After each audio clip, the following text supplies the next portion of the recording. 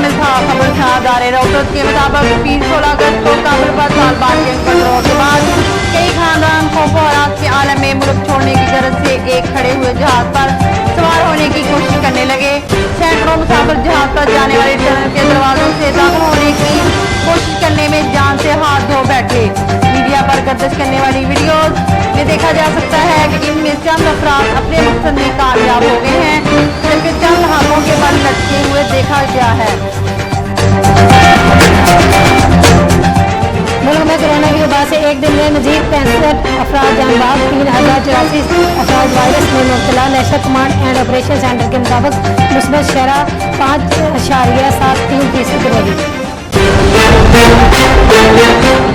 गरीब मीडिया कारकुनों की दादरसी का हक देना हमारा फर्ज है। मीडिया डेवलपमेंट अथॉरिटी में मीडिया वर्कर्स की अपनी ऑर्गेनाइजेशन के साथ वादे पर अमलदारी के लिए मीडिया ट्रिब्यूनल से रुजू करने के हक और फेक न्यूज पर जुर्माने की शर्तों के अलावा मौजूदा कानून में हर तब्दीली मंजूर है। अफसर को अपने ट्वीट में उन्होंने कहा है कि फेक न्यूज को कैसे मीडिया का हक तस्लीम किया जा सकता है।